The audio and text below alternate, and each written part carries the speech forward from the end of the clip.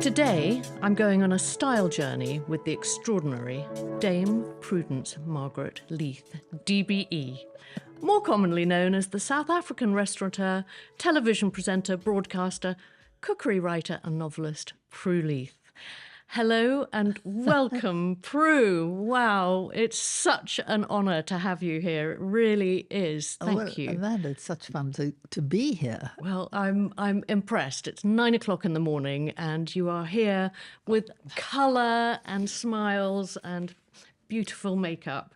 And for a person in their 9th decade, you seem to be speeding up, not slowing down. Oh, I keep thinking I'm slowing down. Not remotely. I mean, what is the project that's really making your heart sing at the moment? I think the thing that I'm most happy with at the moment is we've got this new little telly thing that goes on Saturday mornings.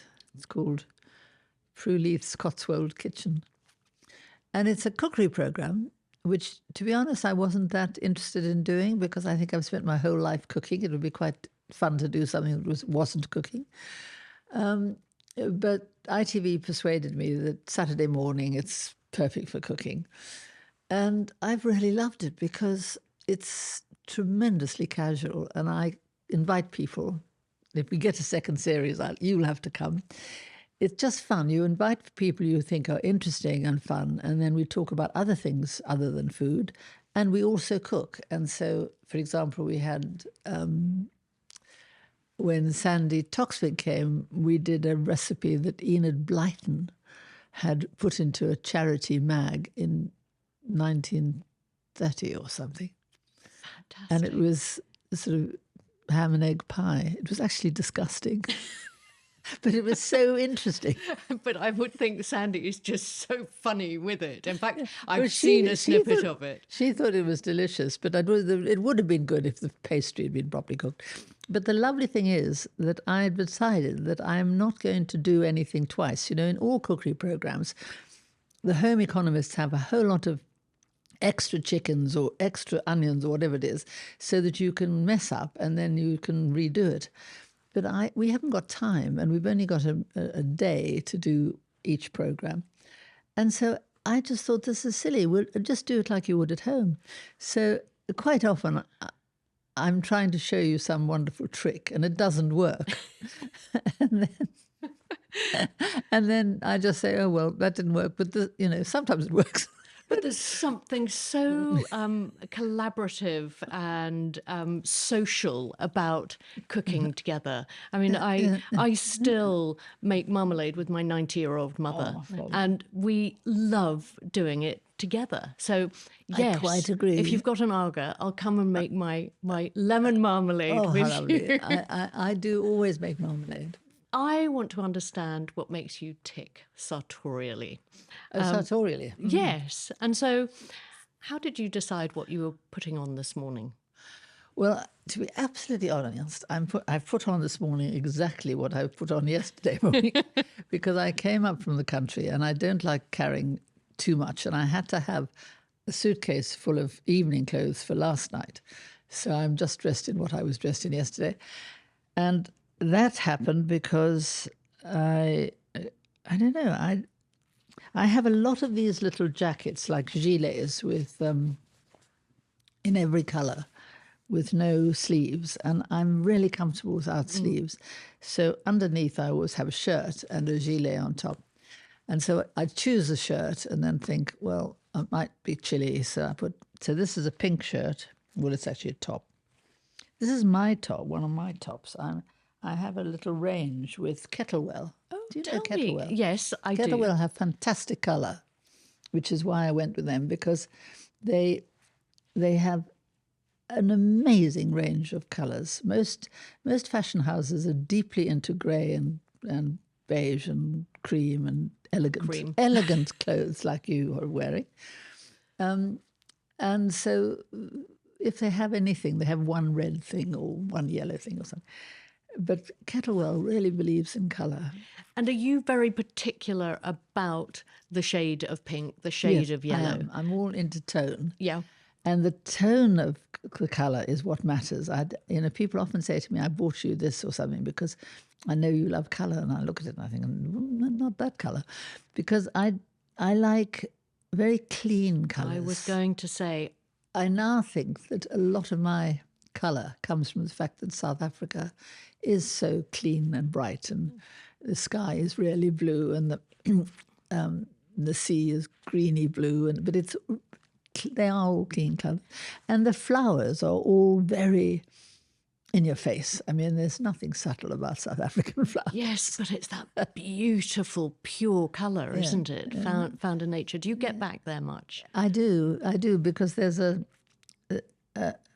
chef school called the Prue Leith Culinary Institute, rather grandly, in Johannesburg. As it should be. And so I go there to see how they're getting on. I mean, for the first time in my life, I've had somebody to actually help me with clothes and stuff because of just having to do so much. And she's wonderful. She's called Jane Galpin, and she has a company called How to Look Good. And she got me straight away. Before I was on Bake Off, I was on some show called My Kitchen Rules. And she was just given to me. And I was used to having stylists who were very, very young. And they tended to want to put me into things that they'd like to wear. So I was always being asked to wear shirts with frilly cuffs. Which is useless in the kitchen, too. A, useless in the kitchen, and B, just not my style.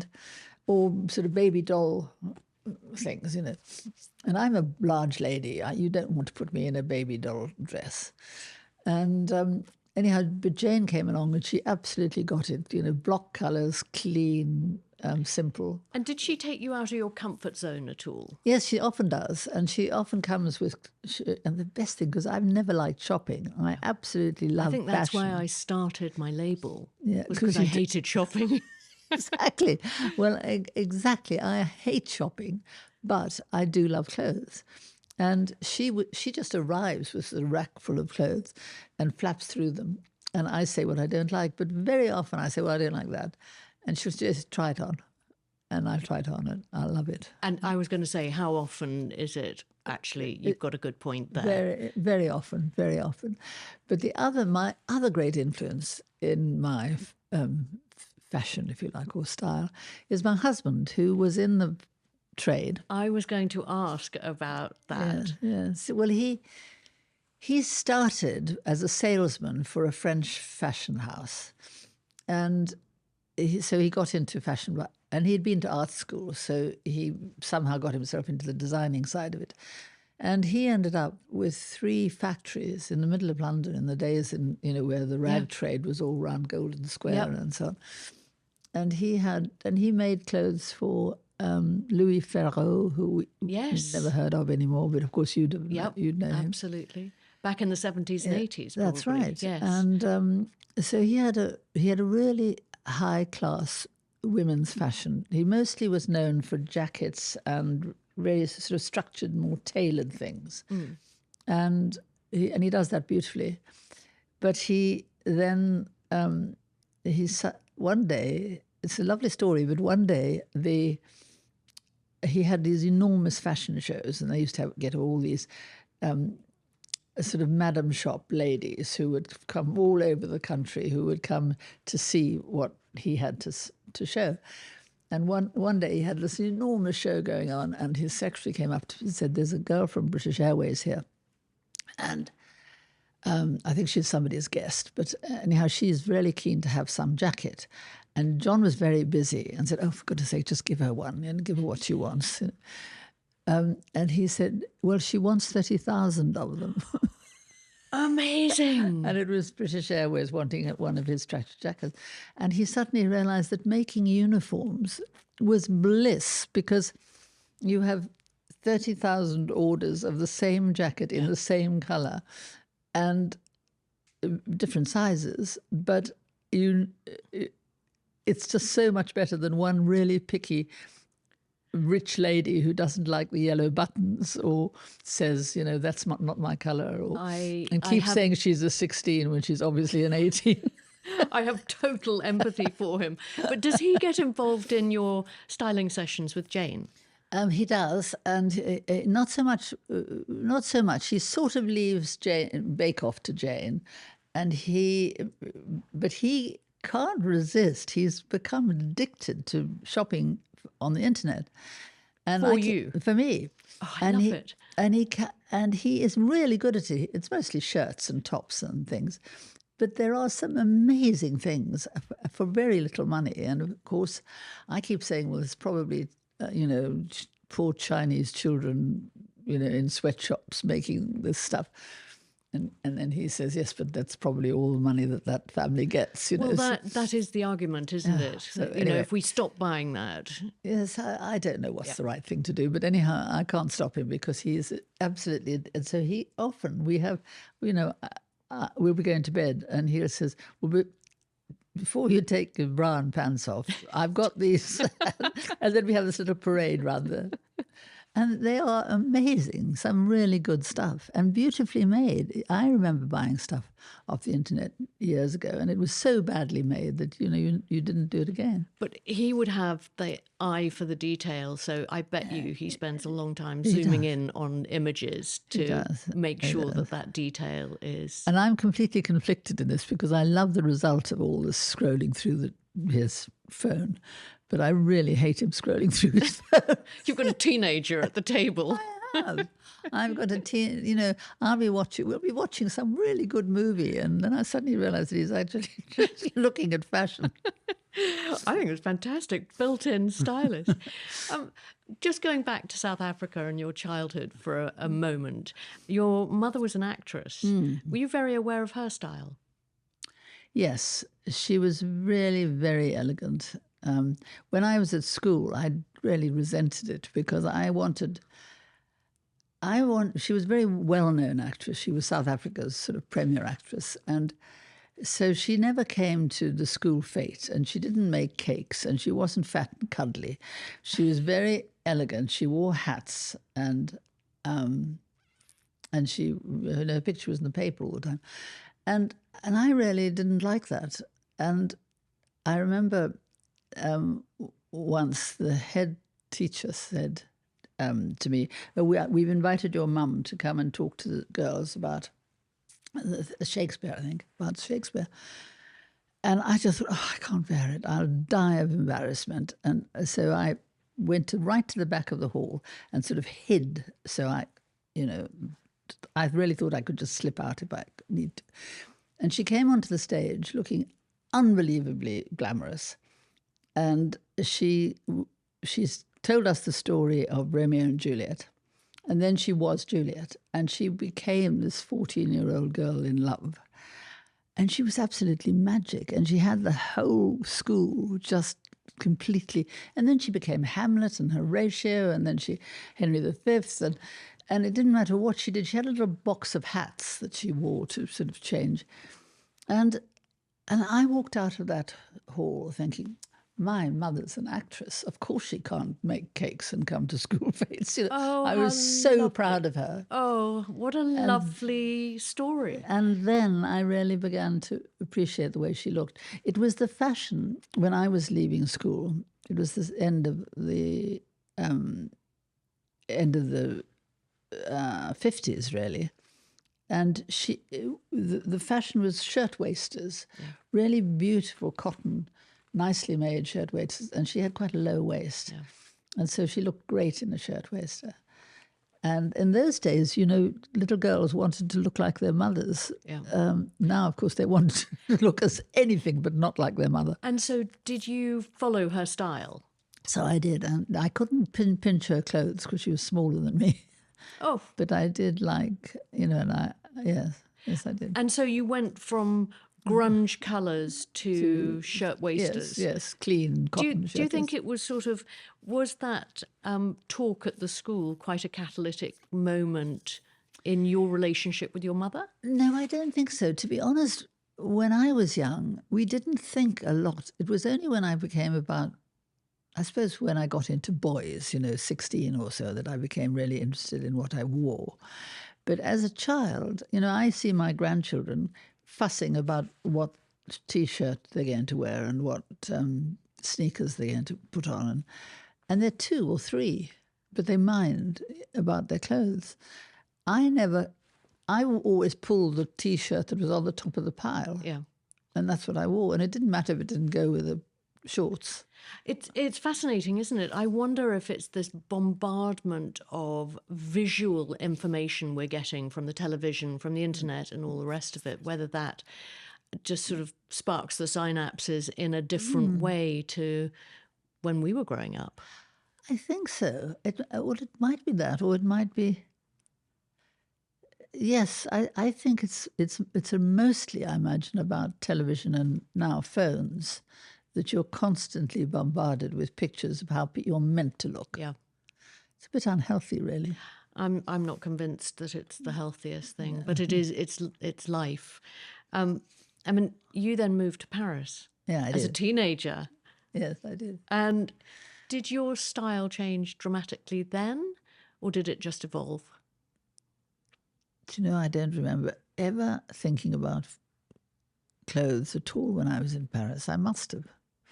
And then you came to London at the beginning of the 60s, didn't you? That's how it exactly. And then I did become really interested in fashion because the 60s was so obvious. Yeah. And so colourful. And Beaver had arrived, and I remember queuing for purple suede boots at Beaver. Oh, God. Don't you wish you still had them? I do. And you know what? I did have them for many, many years. They were well made, Beaver stuff. It was beautiful. Anyway, so I had, the King's Road was, I remember buying a sequined, actually a gilet, a little sleeveless waistcoat in sequins, which was just like a clown's outfit, really. But it was 60s. Yeah, it was fabulous. And I wore masses of necklaces, mostly long beads, all together. And was the love of necklaces, do you think that was inspired by Africa? Or was that inspired by fashion of the time? A lot of my necklaces in those days were African because of the beading. Yeah. And I always used to buy them when I went back to South Africa. There's something about the movement of clothes and jewellery that I think is quite important. Yes, and when I often think the point about necklaces is sort of to hold your clothes against you so that it sort of accentuates your shape. They're an anchor, aren't they? Yes, they are. They are. And so I fuss about whether my necklace should be. I mean, this is one of mine, by the way. You have become a fashion icon in this time of your life. How do you feel about the fact that you are actually a fashion icon? I mean, you're becoming our Iris Apfel. Oh my God, I hope not. I do very much like the fact that a lot of women write to me or say to me, I never dared wear colour until I saw that you did it. And some of them unhappily say things like, I used to wear colour, but after I turned 50, I don't think it's appropriate now. Now, I think this is crazy. So sad. Yeah. And that's why I do really feel it's fantastic that you're embracing colour. And, I mean, let's talk about your glasses. Oh. So that's another little collaboration you've got going. I know, I've got lots of these little businesses going, but that's because I actually love business. I've always loved it. Yeah. I hugely enjoy it. And when I sold my restaurant and school and catering companies, I really missed it. It's a funny thing to say, but I think I get almost the same buzz out of a profit and loss sheet as I used to get out of a perfect wedding buffet, I can understand that because it has creative challenges.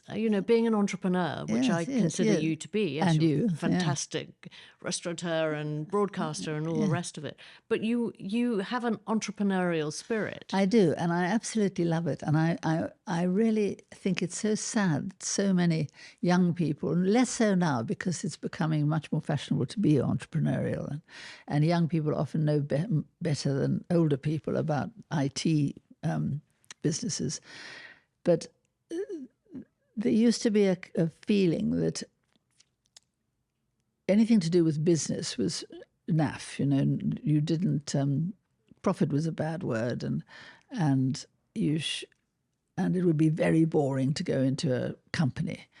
You had to be an artist or an actress or something, and business is really exciting. It is. I love it. Well, yeah, of course, you did very well.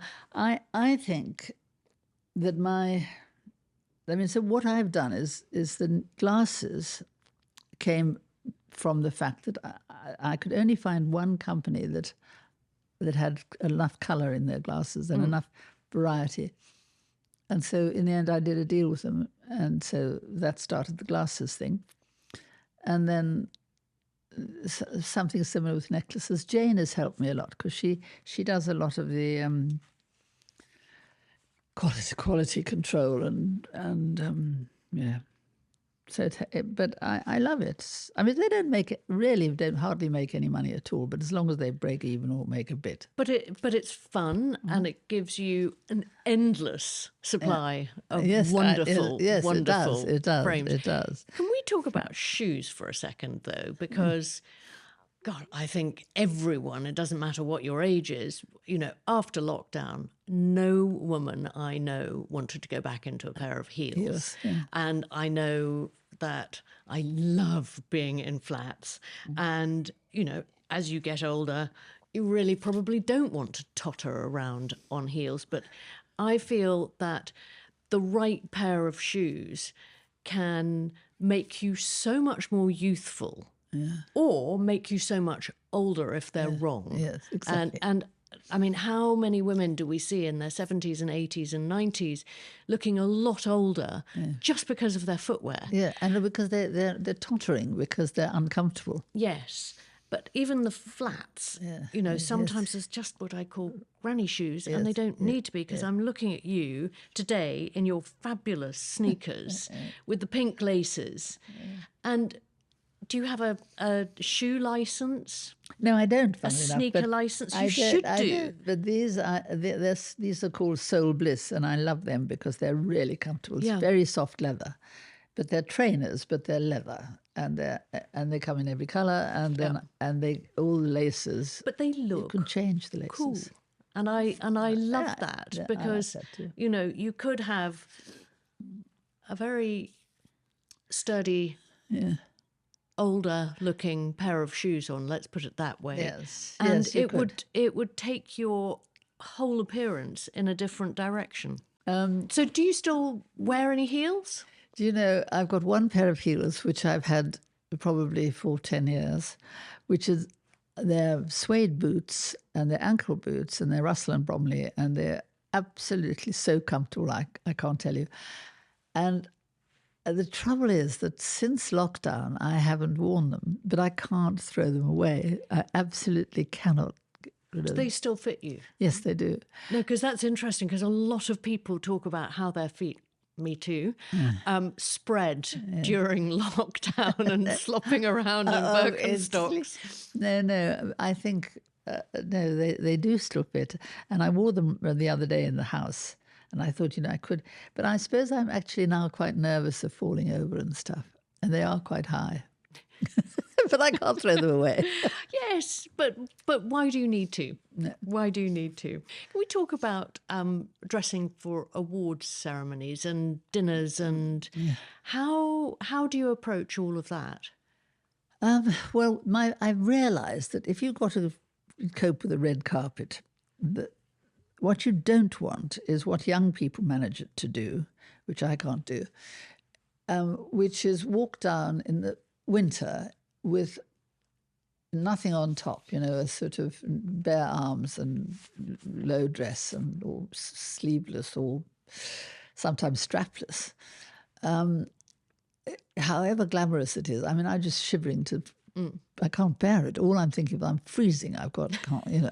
Get me off here. Yeah. And so I find myself wearing my old raincoat or something, or a coat. So what I like to do is to have something that looks quite good without a coat, because so that you can go straight from the car. Yeah, exactly. And I've got one coat which is really good for that, because it's bright red, and it has a sort of fake fox fur collar, huge, and sleeves. So it doesn't really matter what's underneath it. The coat itself is so glamorous. What about a vintage kimono? That would look like nice too. Yes, get Jane onto that. Yes, I think that could be fabulous. She has got me a couple of kimono. I do like the style. Yes, yeah. I was always very inspired by Yes. the simplicity of it, and the fabrics and the colours are. I know, and the embroidery on a good kimono are just so beautiful. Yep, absolutely. What is amazing now is how the most exquisite embroidery happens all by computer in India or somewhere, and it's better than anything you've ever seen. It just is so extraordinary how the fine yes it is, and the embroideries onto mesh actually look like lace now. I know, beautiful. But phenomenal seeing all of that development. When do you think you really discovered your style DNA? Do you know, I think I still am. I mean, I still quite like. I mean, I think it's John is really. I've been with John now for 13 years, and I think he made a real difference, because he often produced stuff that I would not have thought of, and says, "Go on, try it," and it works. So I think probably the last 10 years I've had more fun. Yeah, with it. It strikes me also you're having more fun with your hair. You have this lovely choppy haircut, yes. and that feels more youthful. Yeah, And it's when I also, look at pictures of you 20 years ago, I think you look younger now than you did 20 years ago. and that is definitely John, because he wanted to get my hair off my face, and so that's what started this business of pushing it up and back. Love it. And I always thought I had to have a fringe to hide my wrinkles on Stop it. on my forehead. He said, forget it. I mean, with 318,000 followers on Instagram, you're undoubtedly an influencer. Do you get bombarded with offers to be dressed by brands and designers? It's rather touching, but I'm always embarrassed by it. Ordinary individual women will send me things that they think, I just saw this and I knew it was for you and you have to have it. And I think, and often I don't want it. It's not what I want, but it's what they think I'd like. And how do you handle that? Well, you just have to be, I just have to be as nice as I possibly can and say thank you. But I'd like to discourage it, because I don't want people spending lots of money on me. John, he's your second husband. What did you wear to get married? Oh, the night before we got married, I wore a red Lanvin dress that I bought at Harrods for lots of money.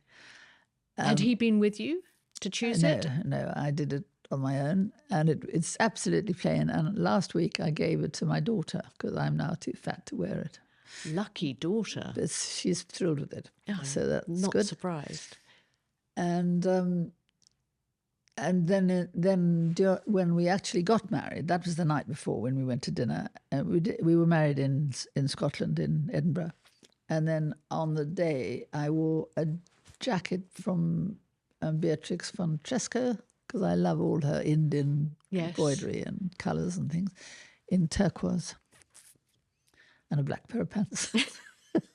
And was John involved in the decision? Yes, I think he actually bought that jacket. Yeah. But that was its first outing? Yes. What would you say you reach for when you want to feel empowered? Oh, probably something red. I remember years ago when I had my company, I had one of those days when you ask a colour expert to come and talk to people about what their colour should be. She came and did everybody's colours, and she started with me, and I was wearing a red jacket, and she said, "You shouldn't wear red." And I said, "Oh, why?" So she said, "It's very aggressive, and you're the boss, and people will feel frightened of you if you wear red." And I thought, this has got to be rubbish. And I was extremely resentful about it. So I took no notice, basically. And I realised that I have more red jackets than everything else. I love red. Interesting. I think my attitude about red is that it's the Chinese aren't stupid. They think it symbolises happiness, wealth. They paint everything red. Yeah. And that's quite right. If someone was to describe your style DNA in 3 words, what would you want those 3 words to be? If John was to describe your style in 3 words. Well, I think his words would be elegant, fun, and colourful. But interestingly, he manages to combine the idea of fun with elegance. I mean, last night I wore a necklace which is just multicoloured glass beads, and and when I first saw it, I thought that's really naff, but actually it's huge fun, and sparkly earrings in sort of star shape, and I didn't want to wear them, but he said just did them, and then he said they looked terrific because I was on a stage doing my little piece. And he said, you need something that sparkles. So fun is his, he thinks it's fun. If you're unsure of something, who is the person you really trust for their opinion? I think probably John. I mean, John and Jane, between them. Would you say you've got a style icon? Well, it's very interesting because I say all the time that I love colour. But the people I admire, and when I'm flapping through a magazine, are generally dressed like you are, in cream and beige. And I mean, I think there's something so elegant about, if you get that right, if you get the sort of gold jewellery and the tan suede jacket and the But it's got cashmere to work for your colouring, hasn't it? Yes. I mean, you've talked about needing a lot of clothes for television and everything that you do. Is your wardrobe phenomenally well organised? It is, and I love that. Is that you? I am one of the constant underground debates in our house, which sometimes bubbles into absolute arguments, is about what's. John will sometimes accuse me of wanting the house to be sterilely tidy because I have all my, all the jars that have the sugar and the flour and the spices and everything else are on shelves and they're in the right order and that I can find them. And phew, I'm glad that you've been in the kitchen this morning. and I like, I have my shoes on shelves. And I have all the black ones together, and then the navy blue ones, and then the red ones, and so on. And the same with, I colour coordinate everything so I can find them, because otherwise you're flapping around if they're all muddled up. You sound like a secret retailer, yes. a merchandiser. Yeah, I am, probably. Whereas John is famously untidy. I mean, I can tell where he's been because he leaves a trail of, a parcel will arrive and he will open it, which means he'll borrow a knife from my very well organised knife. Oh, you must love that, things. on paper or cardboard. And he takes it, uses it on the cardboard, leaves the cardboard there, leaves the knife there, leaves the inner wrapping there, leaves everything there except what it was, and he'll take that out and dump it somewhere else. This is sounding horribly familiar to me, but we won't go there. I mean, a lot of it is I tease him quite good naturedly, but every now and again I say, look, if you leave something in the same place for 2 weeks, I'm allowed to move it. Rules in the house. Would you say you had a worst fashion moment? I find that I'm looking at myself on television, I'm looking at some show I've been in, and it's not usually that the clothes are wrong, it's the way I'm sitting. I will lie back because I'm feeling quite relaxed and enjoying myself, and I'll be sort of slouching in the chair, and so that you get all my chins on display. And you have to be aware, if you're trying to look good, that you put yourself in the right position. Otherwise, you just don't do yourself any favours. It's so true, isn't it? I mean, I am vain. There's no question about it. And so I don't like it when I look awful. I was a couple of nights ago, I was doing Anton Deck's Saturday, whatever it's called, Saturday Takeaway. And I had to lie on a they do these silly little tableaus really, really quite funny.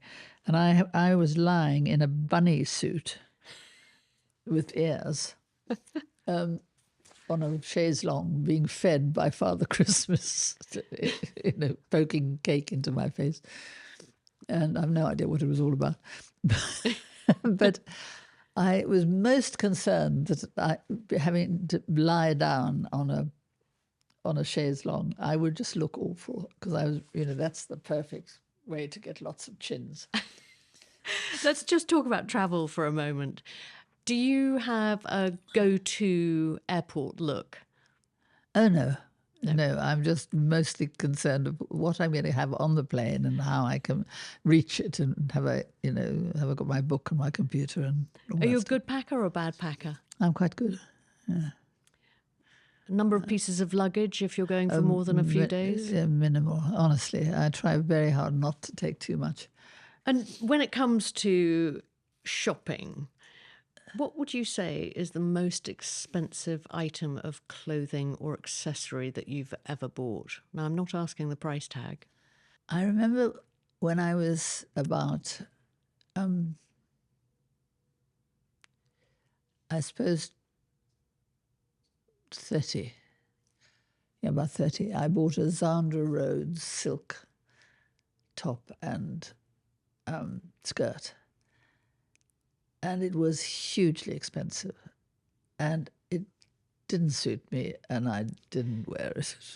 And it was such a waste of money. And of course, because it was so expensive, I kept it for years and years and never wore it. Guilty secret, that's called. Yes. What happened to it in the end? I can't remember. It's a charity shop, I think. It was such a pity because I always admired Sandra Rose, but brilliant, absolute. Yes. Such an artist, actually, yes, and such a colourist. Yes, exactly, and does even now she does all sorts of things. Yeah. Have you ever bought recently from her? It wasn't recent. I'm talking about 20 years ago, but I've still got it and I love it. It's a black gauze jacket, which is embroidered. You know how they embroider on, on lace or on tulle or whatever, and it just goes over anything, and it's got these flowers all over it. It's beautiful. Yeah, clever lady. Yeah, clever lady. Hypothetically speaking, if your house was on fire, hypothetically speaking, you could only save one outfit, what would it be? Would it be a wedding dress? No, I've got my wedding dress from my first marriage, which I was very pregnant at the time. So this is a huge wedding dress. And it was by Thea Porter. Yes. Do you remember Thea Porter? And it was cotton, and it had antique lace like a dungaree suit, like a pinafore dress. It was a sort of pinafore dress. And I've kept it ever since. And it still hangs in my cupboard. So I was going to say that must be the oldest piece. Yes, it is. In probably. your wardrobe. Yeah, it probably is. Yeah. But would that be the piece that you would reach for? I don't think so, because I know I'd never wear it again. I'm too practical. I think it would probably be a piece of jewellery. I bought a piece of jewellery. I bought a necklace from a gold necklace. It's the only posh piece of jewellery I've got. From I've forgotten what his name was, a jeweller in Elizabeth Street, and I remember very well buying this because I was recently widowed, and I was really unhappy. And a girlfriend of mine said, "You need cheering up. Let's go to this guy who has a sale on in his jewellery shop," and he says he always gives you champagne and vodka jellies, so it's fun. So Sounds like a fun way to shop. Well, exactly. This was a disaster because I mean, vodka jellies, they just taste like jelly, but they're full of vodka. And we were having glasses of champagne. So, of course, we both got barely. Of course, I tried on this necklace and I couldn't resist it. And so I bought it. And I told myself, and I told him, the reason I'm getting this is because while my husband was alive, every year for Christmas, my birthday or something, there was always one present, which was the most special present you got, which was from your mate, from your husband. And it's perfectly true that I used to have to shop for it, buy it, probably pay for it, wrap it, give it to him to write the card. But at least I knew it was from him. And then you'd be surprised. And then I'd be surprised, then I'd be thrilled, Anyway, so my excuse to myself was that nobody gives me that. I get a lot of, you still get presents, but you don't get that one. There's a lot of justification going on here, Prue. Exactly. A lot of justification. So I bought this. We're in Leo de Rumen's shop, and he gives me this amazing necklace to try on, and I go and buy it. And then I said to him, it's because I'm trying to make up for the fact that I don't have a husband anymore who gives me this one special, wonderful present. And so he said, well, every year afterwards, at the same time, he would bring me up and say, it's time for you to have your annual present. And I never brought anything else. But he was always hopeful that I would. And do you still have that necklace? I still wear it, and it's absolutely lovely. And did it bring you comfort? Did it make you think of your late husband?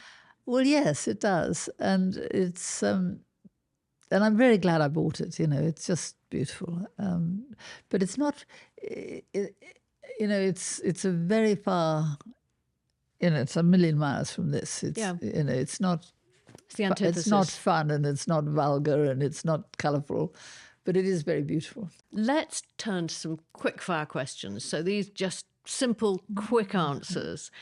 What fashion advice would you give your 20-year-old self? I think to stop trying to get into a size 12 when you're a 14. Nowadays, I would have to say stop trying to get into a 16 when you're an 18. Which fashion trend would you most like to see make a comeback? Do you know, I think I'd love to see dungarees back. And would you wear them? Yes. What fashion or beauty trend would you consign to Room 101? I think Botox. I'll try and lift my eyebrows now. Your last impulse buy? My last impulse buy. Oh, I went to I had to do a literary festival talk about books at that thing called The Spirit of Christmas, which is a sort of show that goes on in Olympia, Christmas fair. And I was so impressed with the sort of quality of all the stalls and the shops in there, because it was all quite quiet and there was no loud music, and it was all very elegant and things. So I went into this coat place I think it's called the London Fur Company or something. And I bought that red jacket I told you about with this big fake fur collar. The lady said to me, she wanted me to try on one another one which had no sleeves and big fur pockets, and it was long, like a long waistcoat right down to the ground. So she said, if you buy that, you can have that, you see. So I got two for the price of one. And then my husband came along and he bought me another jacket. So I had said to him, let's do all our Christmas shopping here because it's such a nice place and, you know, comfortable, and there's nothing naff here. Anybody would like anything we bought. And so we set off to do the Christmas shopping, and we came out with 3 coats for me and no Christmas shopping. So it was 3 impulse buys. So I've got 3 really nice coats. They sound pretty good ones. Your views on tattoos? Do you know, I think it's such a disaster. I know it's an old-fashioned thing to say, but I think it's so difficult to get rid of them. And I really think you shouldn't do things you can't reverse. Beauty treatment you couldn't give up? Well, I don't do any beauty treatment. High end or high street? Ideally high end. Minimalism or maximalism? Well, minimalism in shape and maximalism in colour. Crocs, cute or puke? Certainly not Crocs. Sneakers or stilettos? Sneakers. Skinnies or boyfriends or wide legs when it comes to jeans? Straight legs I like. Sports luxe or rock chick? I don't know what that means. Red carpet or relax? I like both. I'm such a one for attention. I love the attention, so I do like red carpet. Trend or style? Style, I think. Colour or monochrome? Guess. Experimental or uniform? I think experimental. Cashmere or cotton? Cotton. Hoarder or editor? Well, unfortunately, hoarder, but I'm getting better at editing. Shapewear or sexy lingerie? I've never had any sexy lingerie in my life, but I do have a sort of vague lust for the idea. Tights or stockings? Well, I don't wear either. Bikini or one piece? One piece. Beanie or beret? Beret. And Big beret, a tam o' shanter. Finally, at the end of the day, what do you or don't you wear in bed? I don't wear much in bed. If it's chilly, I'll wear a sort of shift, which is